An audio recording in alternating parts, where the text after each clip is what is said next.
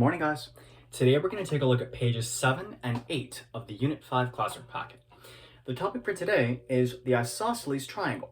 Now, in a nutshell, isosceles basically means two things, okay? First off, an isosceles triangle has at least two sides congruent. Notice the tick marks that I've drawn here in this diagram on page 7, right? Those tick marks mean congruent. So if we want to put that into writing, okay, as a congruence statement, this is triangle ABC, we could say that segment AB is congruent to segment BC. Similarly, two congruent sides for an isosceles triangle also means that I have two congruent base angles. What do I mean by that? Well, base means kind of like at the bottom, right? And so therefore, these two angles at the bottom are congruent. The way that I could put that into writing is to say that angle BAC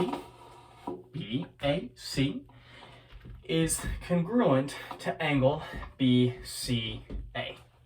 Okay? So in other words, two important pieces of information about isosceles triangles.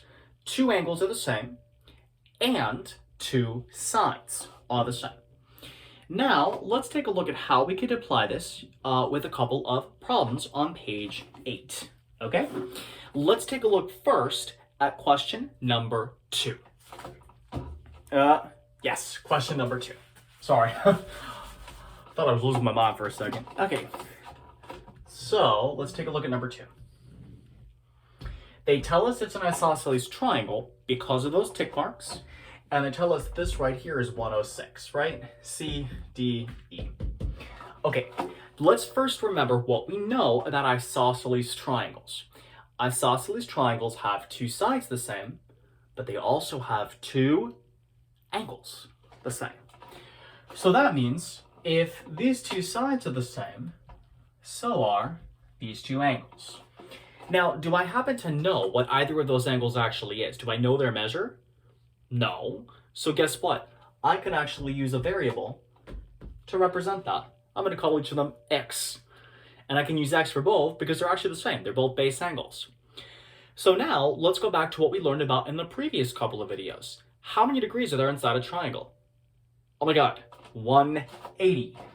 So let's write out an equation, people. X plus 106 equals 180. How easy is that? Combine like terms. Subtraction property of equality. Subtracting, 106 from both sides.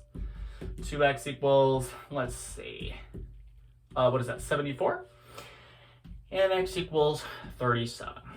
So in this particular case, both angle C and angle E would equal 37 degrees. Okay? Isn't that kind of cool? All right, now let's take a look at what this might look like in terms of an algebra problem. Okay, so let's take a look now at example number 5. Which one? Example 5.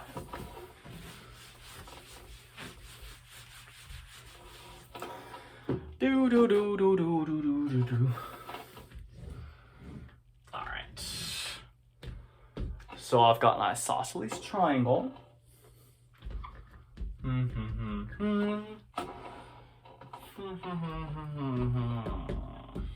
God. All right, guys. So, in this particular case, they've given me an isosceles triangle. I know it's isosceles because of these two tick marks. Those two tick marks indicate that I have two congruent sides. And because I have two congruent sides, can you guys tell me, what do I know about these two base angles?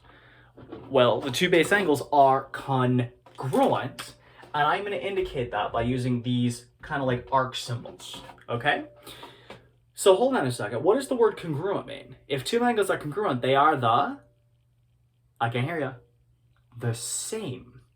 So if they're the same in Algebra 1, all we had to do was use an equal sign and set them equal to each other, okay? So let's write out an equation.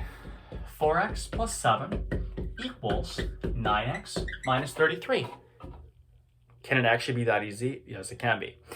Let's talk strategy. Which side's better to get my x's on?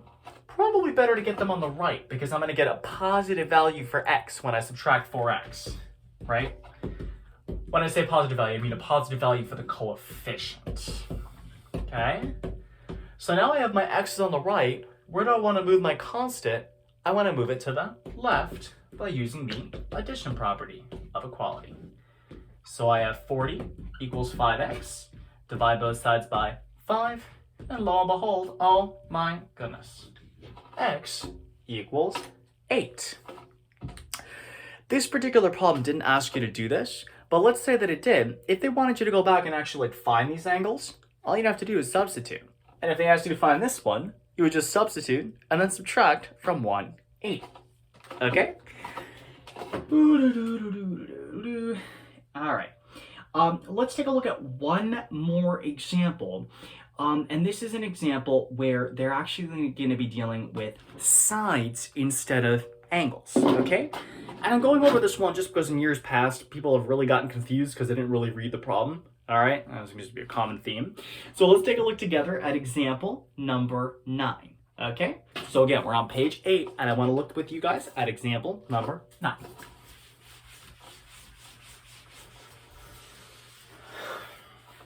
All right.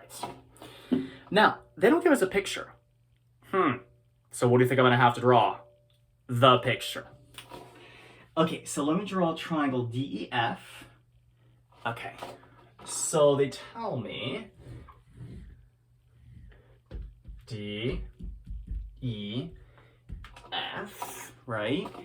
And they tell me the angle D is the same as E. So I'm going to draw some arcs right there. All right, then they tell me that DE, this is x plus 4. Notice DE is not an angle, people. 2 letters makes a segment, not an angle. EF is 4x minus 8. So I'm going to put 4x minus 8 right here. And DF is 7x minus 35. Yeah, okay, cool. So in this particular problem, we're going to have to use the fact that we know something about the sides of isosceles triangles. Isosceles triangles have 2 sides congruent, or at least that's 2 sides congruent, but in this case, actually just 2 sides congruent, right? So which 2 sides are going to be the same as each other? Well, they're going to be the ones that are not the base, right? This is the base right here, and these 2 are going to be the ones that are the same. So with that being said, if those 2 are the same, all I have to do is write an equation. 7x minus 35 equals 4x minus 8. Subtract the x's over here. Okay, add the 35 to the other side.